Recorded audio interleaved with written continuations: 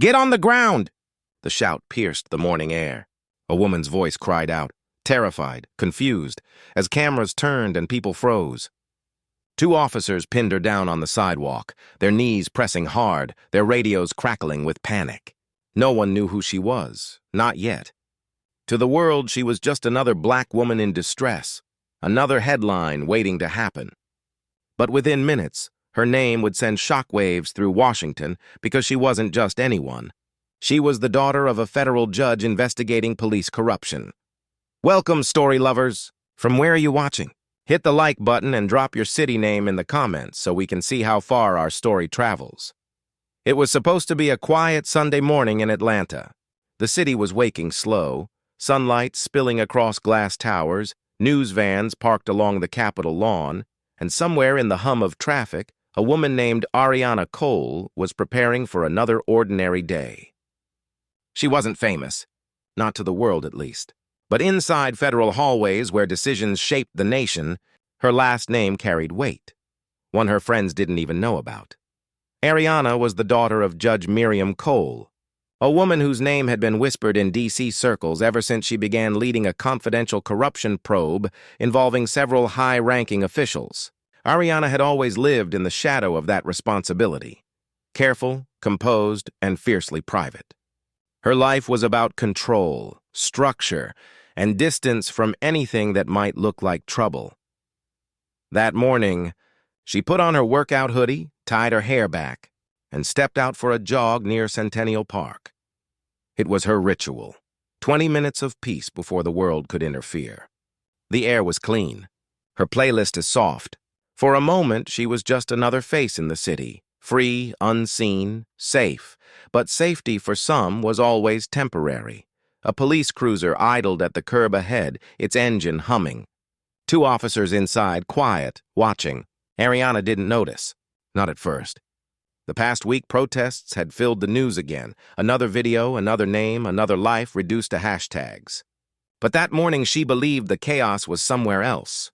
Not here. Not now. Still, as she crossed the street, she felt it. That strange tightening in her chest. The kind of instinct that comes from generations of warning. Eyes lingered on her too long. Radios crackled. A door opened. Her phone buzzed with a message from her mother. "Call me when you're done. Urgent." Ariana never got the chance, because within minutes, her name and her face would be known by an entire nation. The first sign of trouble came from the tone, not the words. "Ma'am, stop right there." The officer's voice cut through the morning air, sharp, commanding, and cold. Ariana froze mid-step, earbuds still playing faint music she couldn't hear anymore. Two officers approached, one tall, broad, mid-40s, his badge glinting under the sun. The other younger, nervous, trying to mimic confidence. She turned, confused. "Is something wrong?" she asked, her voice steady but polite, as she had been taught her whole life. Never raise your tone. Never give them a reason. The older officer's eyes flicked to her gym bag. "We got a call about a suspicious person matching your description." Her heart sank. The exact phrase she'd heard in a dozen news reports that ended in tragedy. Suspicious person. The label that erased identity, history, and innocence all at once. "I'm just out for a jog," she said softly, glancing at the badge. "Officer H. Dorsey." He took another step forward. "Bag on the ground. Hands where I can see them." Ariana's pulse quickened. Her thoughts blurred. Around her, the street remained indifferent. A few cars, a mother pushing a stroller, no one stopping. She hesitated for half a second too long, and that was all it took. "Didn't you hear me?" Dorsey barked. His partner's hand hovered near his belt. The tension was thick, electric. Ariana placed her bag down slowly, fingers trembling. The radio crackled again. Words she couldn't make out, but the tone was urgent. Both officers tensed. Dorsey glanced toward his cruiser. Something had changed. Something she didn't know. She tried again. "Please, on the ground!" The shout startled her. A passing cyclist stopped, phone in hand. Another witness began recording. Within seconds, voices murmured nearby. Someone muttered, "Why are they doing that to her?" And then the shove. A sudden, brutal motion. Ariana hit the pavement hard, her hands scraping against concrete. The weight of a knee pressed into her back, her cheek against the ground. She gasped for air. Her mind spun between disbelief and pain. "This is unnecessary," she cried out, her words muffled. But they didn't stop. Her wrists twisted painfully as they tried to cuff her. Around them, a small crowd had gathered, phones up, cameras pointed. "Stop resisting!" Dorsey yelled, though she wasn't moving. His voice wasn't for her. It was for the lens, for the defense later, for the justification he was already writing in his head. "Sir, she's not fighting you," a woman shouted from the crowd. "You're hurting her." The second officer hesitated, visibly shaken now. "Maybe we should do your job," Dorsey snapped, and just like that, the moment turned. The tension reached its breaking point, and the entire scene was live. A news crew covering a nearby event had their camera pointed just in time to catch the chaos. The broadcast cut in mid-report, a shaky frame zooming in on a woman pinned to the ground, pleading for air, surrounded by armed officers. The footage spread before she even stood up. Within minutes, it was on Twitter, then Instagram, then cable networks. Breaking news. Police take down black woman during routine stop. But none of those headlines knew the truth. None of them knew who she was, Judge Miriam Cole's daughter. Back at the courthouse, Judge Cole's phone began to vibrate again and again.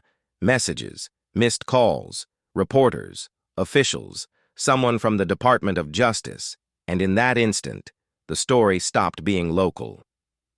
It became national because the moment the video hit primetime screens, Washington began to tremble. The corruption probe her mother led had targeted police union contracts, and the names in that file were about to collide with the faces on live television. The crowd didn't know it yet, but history was unfolding on that sidewalk. A single act of racism that would ripple all the way to the Capitol. The world had already seen the footage before Ariana even reached the station. The clip, just 43 seconds long, was looping across every major network. No one knew her name yet, but the image was unforgettable. A young black woman in workout clothes, pinned to the ground, screaming for breath while officers held her down. At the precinct, fluorescent lights buzzed above as Dorsey filled out his report, his hands shaking slightly. The younger officer paced by the door, checking his phone.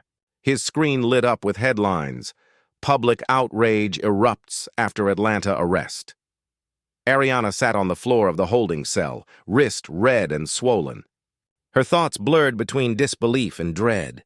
Somewhere, her mother was watching. Somewhere, those in power were realizing what they'd done. By noon, chaos erupted. The governor's office issued a statement. The mayor called an emergency press briefing. But the moment Judge Miriam Cole's voice hit the airwaves, everything changed. "My daughter was assaulted by the very institution I've spent my life defending," she said. "And let me be clear, and this is not just about her. This is about a system that thinks it can silence accountability." Reporters gasped. Cameras flashed. Within minutes, the officers' names leaked online. The department went into lockdown, and as the sun set over the city that evening, thousands marched to the same street where Ariana had fallen, chanting her name, demanding justice.